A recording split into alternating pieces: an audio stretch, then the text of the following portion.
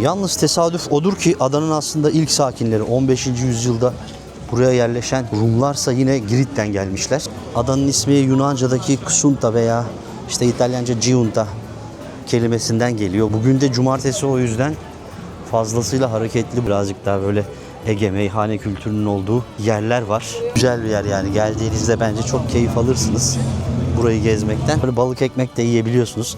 Akşam yemeğinizi de oradan yiyebilirsiniz. Hatta adada bence en ucuz olan şey efsane güzel evler, oteller, konuk evleri ve daha birçok yer var. Burada Yunan radyosu çekiyor. Düşünün, Midilli karşısı. Tabii burası Türkiye'nin en uzun plajı diyebiliyorum. Hatta dünyanın da en uzun plajlarından.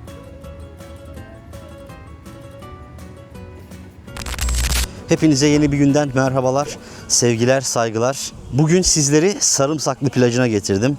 Yine Ayvalık'a geldiğinizde Ayvalık'ta gezilecek, görülecek yerlerin en başında geliyor ve keyifli bir şekilde denize girmek istiyorsanız zaten bence ilk gelmeniz gereken yer burada. Sarımsaklı plajı. Bu plaj gerçekten hani hem dünyaca ünlü, dünyanın en uzun 3. plajı diyebiliyorum. Yanlış olabilir. Biz burada şimdi bir beach'e geldik. O beach'i de size birazcık göstereceğim. Aynı zamanda bir otelin tesisi. Geldiğimiz yer burası Koyi Ayvalık. Ve bu arada buradaki gösterdiğim bütün oteller, markalar hepsi kendi deneyimlerim, gittiğim yerler. Hiçbir tanesi şey değil, reklam değil, bilginiz olsun. Reklam olarak değil, sadece tavsiye olarak söylüyorum size bu şekilde.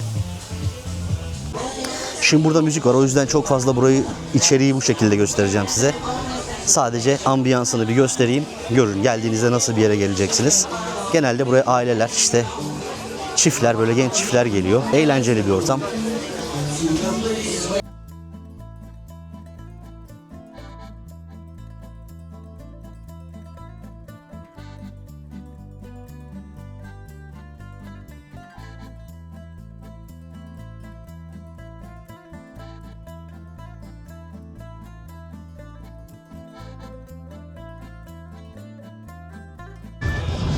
Sarımsaklı plajı burası arkadaşlar. Birazcık sığ bir suyu var. Yani yürüyerek bayağı gitmenize rağmen halen işte dize geliyor, bele geliyor su ve tabi burada beachler var. İstediğiniz beach'e gelip burada bütün günü geçirebiliyorsunuz. Genelde şu şekilde çalışıyorlar. Ya kişi başı 2000 lira ödemeyi garanti ediyorsunuz ya da işte önden anlaşıp belli bir limit belirliyorsunuz. O limiti harcamanız gerekiyor. Şimdi bizim gittiğimiz yer mesela 3000 liraya bize kabul etti, yani bu şekilde aldı. 3000 lira harcamamız gerekiyor bütün gün boyunca. Böylelikle şezlong parası ve işte bu şemsiye parası ödemiyorsunuz. Aksi takdirde zaten sadece şemsiye ve şezlong ödeseniz hemen hemen aynı paralara geliyor. O yüzden biz bu şekilde beach'e gelmeyi tercih ettik. Güzel bir ortam, denizi güzel, sadece biraz rüzgarlı ve suyu soğuk diyebiliriz ilk başlarda. Yani keyifli, güzel bir ortam. En azından bütün günü geçirmek açısından hem ekonomik hem de böyle işte şezlonglu, şemsiyeli bir yerde oluyorsunuz. O açıdan daha güzel oluyor yani.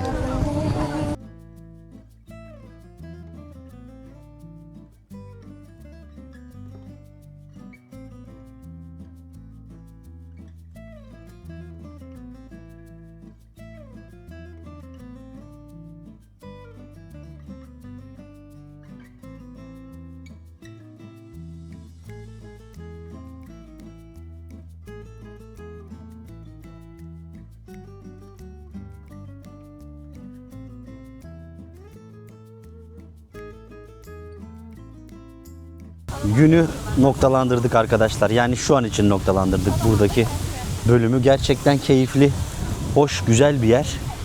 Yani gelirseniz tavsiye edebileceğim bir yer. Şimdi buradan biz Cunda'ya, otelimize döneceğiz. Ardından akşam yemeği için dışarı çıkacağız. Hem size son olarak Cunda'yı gezdirmek istiyorum ve oradaki birkaç lezzetleri de gösterip videoyu noktalandırmak istiyorum. Yani bu bölüm bitti. Şimdi Cunda'ya gidiyoruz.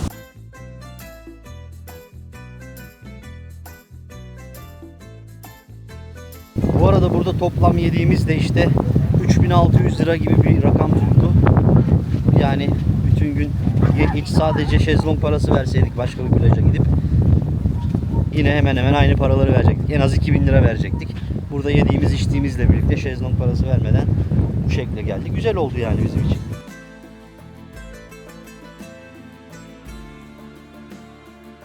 Matiko Arkadaşlar burada Yunan radyosu çekiyor.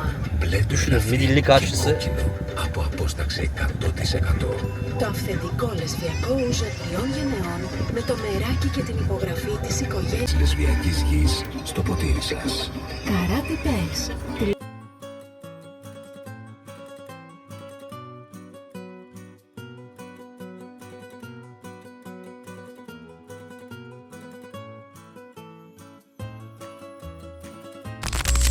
Otelimize geldik. Arkamda otelim.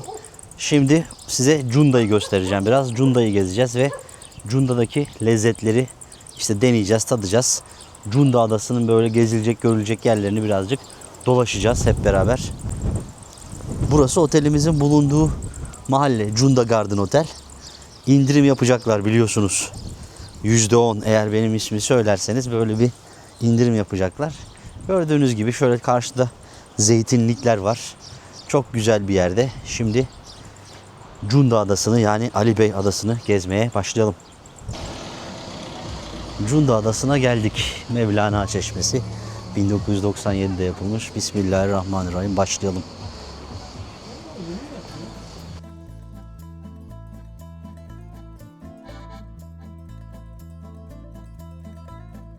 Cunda Adası'ndayız. Cunda Adası'nı size tam da güneşin baktığı vakitlerde artık akşam olmak üzere yavaş yavaş o anlarda göstereceğim ve tabi burada gidip şimdi bir de yemek yiyeceğiz. Yemeğimizi yiyelim. Burası işte bu yatların, tur botlarının olduğu yerler. Burada isterseniz özel yat kiralayabiliyorsunuz. İsterseniz grup turları var yine onlara katılabiliyorsunuz. Ayvalık'ta olduğu gibi. Tabii bu botlarda aynı zamanda balık ekmek de yiyebiliyorsunuz. Akşam yemeğinizi de oradan yiyebilirsiniz. Hatta adada bence en ucuz olan şey o yani Cunda Adası'nda.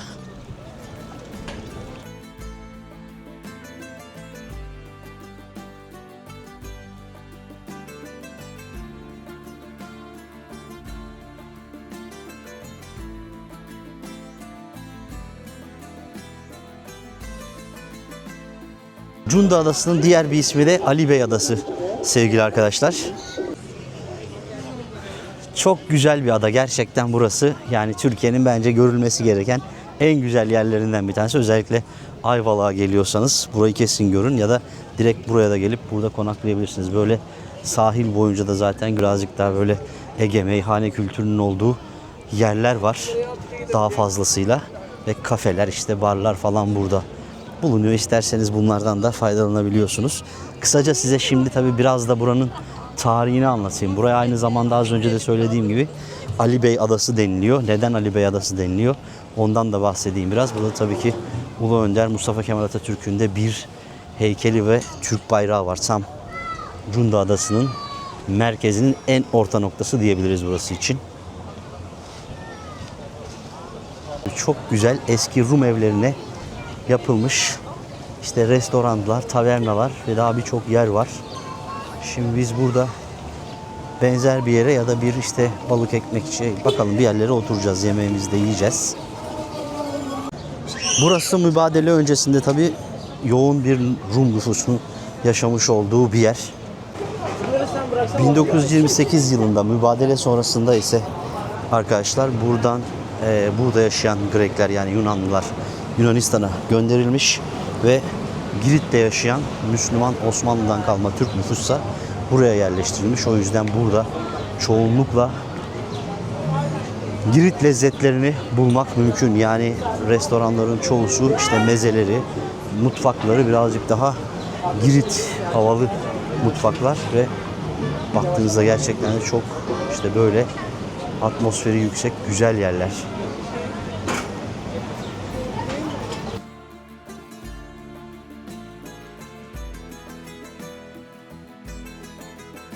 Hatta şu güzel sokakta şöyle dolaşalım biraz.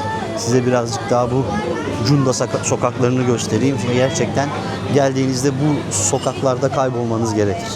Buraları hep gezin dolaşın. İşte bu ara sokakların hepsinde gördüğünüz bu restoranlar, işte kafeler. Hepsi çok güzel. Yani buraları gezin arkadaşlar. Bugün de cumartesi o yüzden fazlasıyla hareketli buralar. Şöyle tabi dondurma da satıyorlar. Dondurmacılar çok. Buraya özel bir tane kavunlu dondurma var. Yani kavunun içinde dondurma veriyorlar.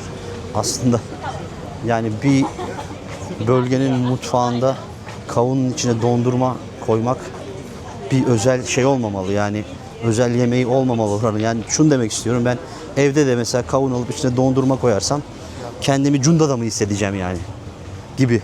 Mesela birazcık daha bir yörenin yemeği, tatlısı işte ne bileyim Türkiye'nin baklavası gibi olmalı.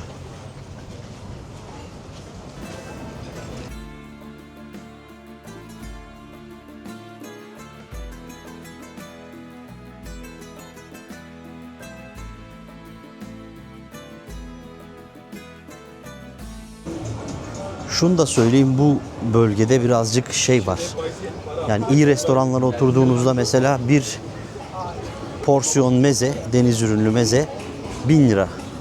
Yani bana o biraz çok geldi. Onun dışında fiyatlar genel anlamda ortalama diyebiliriz. Ama tabii burayı gördükten sonra da aklıma şey geldi. Yani şu an acaba işte Kaş, Antalya, Bodrum oralardaki fiyatları çok merak ettim. Gerçekten nasıldır? Burası işte tüm restoranların merkezi. Yani baktığınızda gerçekten sanki böyle şeyde İspanya'nın güneyleri falan gibi de bir havası var. Ya da Yunanistan havası var biraz da. Ama gerçekten de çok güzel bir yer yani. Geldiğinizde bence çok keyif alırsınız burayı gezmekten.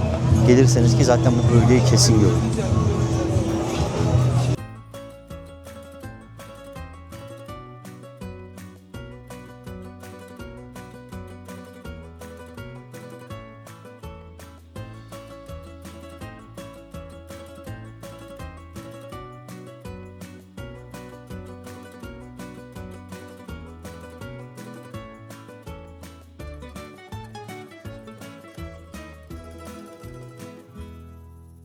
Mübadeleden sonra işte Türklerin yerleştiği, Girit'ten gelen Türk Müslümanların yerleştiği ada.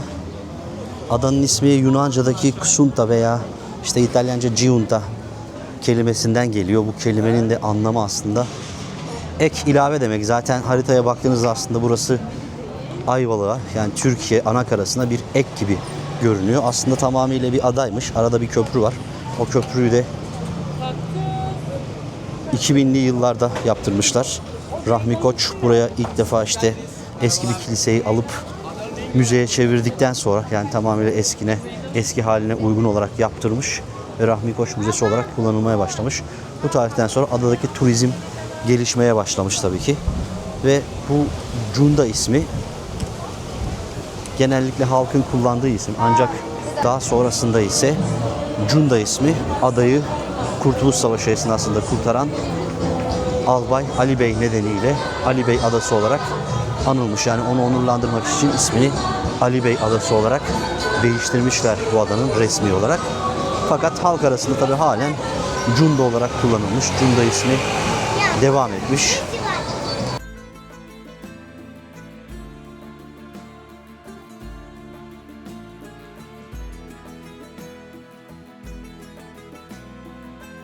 Yani ama buraya dedim ya, geldiğinizde gerçekten yine etkilenirsiniz. Her yeri, her köşesi ayrı güzel. Bunu da söylemek gerekiyor. Yalnız tesadüf odur ki adanın aslında ilk sakinleri 15. yüzyılda buraya yerleşen Rumlarsa yine Girit'ten gelmişler. O açıdan yani şu an yaşayan Müslüman Türk nüfusu da aslında daha sonra Girit'ten gelmiş. İlk yaşayanları da Girit'ten gelmiş. Haliyle şu an o yüzden burada İşte Girit lezzetlerini görmek mümkün. Lezzetler demişken tabii buranın sadece bir dondurması yok. Aynı zamanda bir sürü zeytinyağlıları ya da işte balıkları, deniz ürünleri meşhur.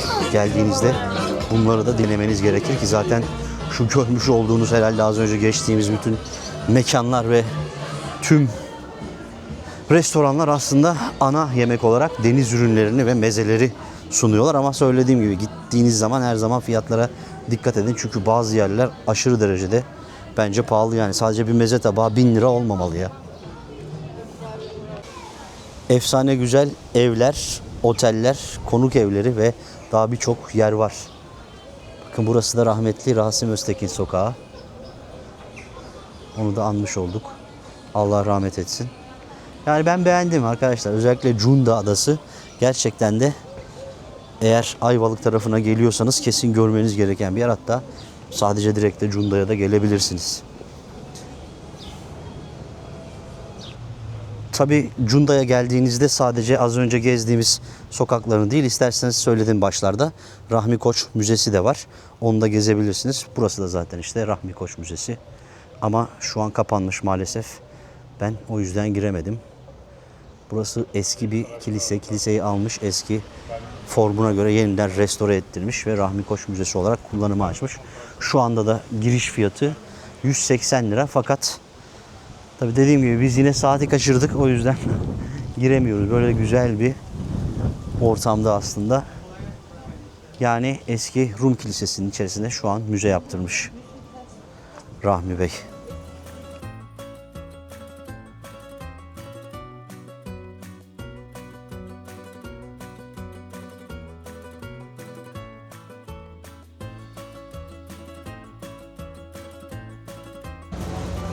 Cunda'ya gelirseniz eğer gerçekten de bu dar tarihi sokaklarda gezmek, dolaşmak, kaybolmak gerekiyor. Ben acayip derecede çok beğendim burayı. Öyle söylemem gerekir. Bana bu dar sokaklar birazcık da Kırım'ı, Yevpatorya'yı hatırlattı. Gezlev, yani Türkçedeki Kırım, Türkçesindeki ismiyle. Oranın sokakları da, eski şehri de böyle. Gerçekten acayip tarihi ve güzel bir yer. Onun da videosu var kanalda, izlemediyseniz izleyin. Gerçekten burası da ona çok benziyor.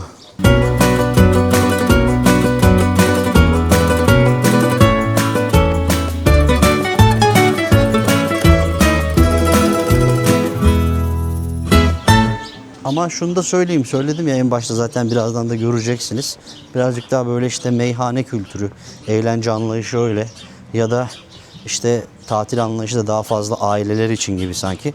Yani işte gezmek isteyen arkadaşlar için pek uygun olmayabilir, eğlenmek isteyen genç arkadaşlar için.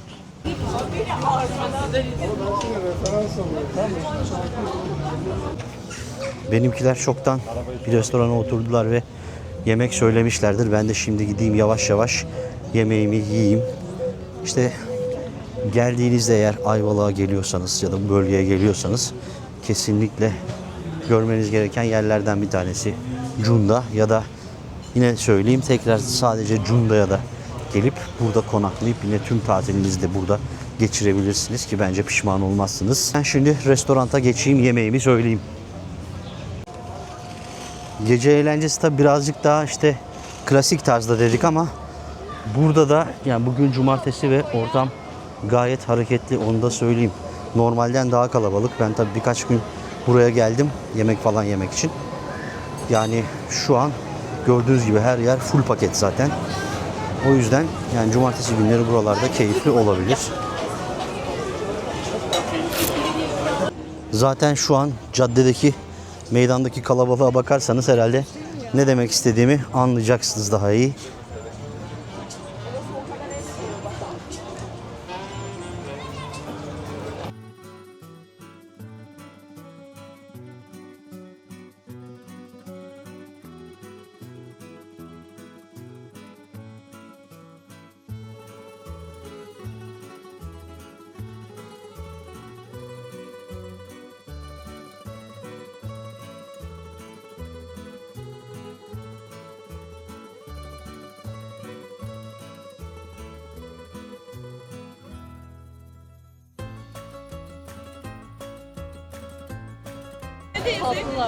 Böyle dondurmalı, işte kavunlu dondurma satıyorlar ya da şöyle külahlarda alabiliyorsunuz. Fiyatlar da genelde böyle. Şöyle mesela burası işte balıkçı. Durdurup bakarsınız, fiyatlar genel anlamda böyle arkadaşlar.